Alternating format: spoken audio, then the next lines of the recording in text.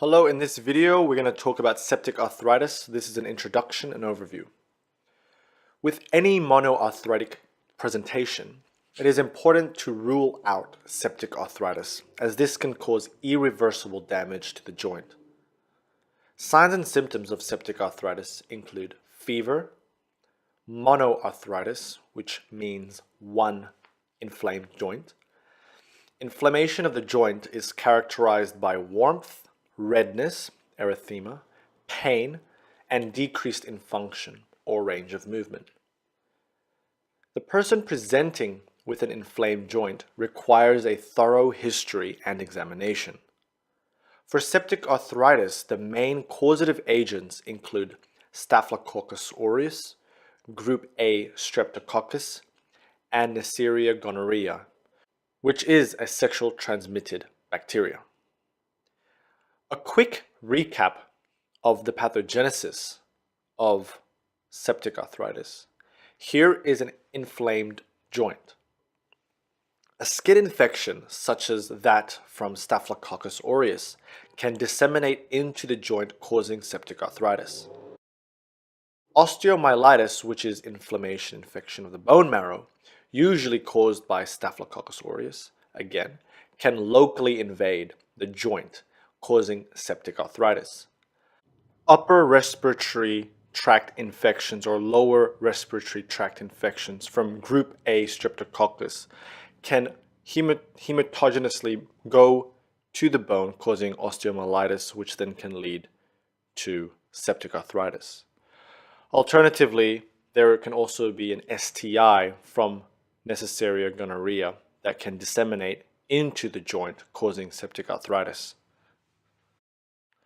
Procedures such as injections to the joint space can introduce bacteria into the joint, causing septic arthritis. Further, it's important to consider surgery as a cause of septic arthritis. During surgery, bacteria may enter the joint from skin or from aseptic techniques. Again, with monoarthritis, any monoarthritic presentation, it's important to rule out septic arthritis. It is a surgical emergency with greater than 24 hours, leading to irreversible joint damage. Investigations to be performed in a person presenting with monoarthritis include a full blood count, C-reactive protein, ESR to check for signs of inflammation and infection. A joint aspiration is usually indicated for a monoarthritic presentation. The joint aspiration will also need to be cultured, microscopy, culture, and sensitivity. It's important to also do blood cultures if you suspect systemic infections or bacteremia. Also perform electrolyte urea creatinine and glucose. Finally, imaging including ultrasound and X-ray can also be done.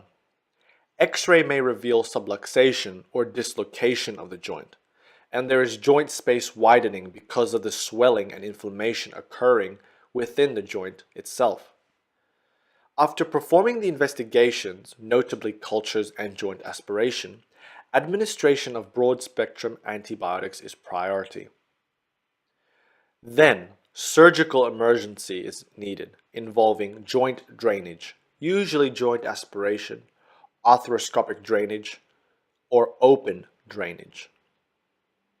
Once cultures have come back and results are obtained from the joint aspiration or blood cultures, antibiotics can be tailored towards the causative agent.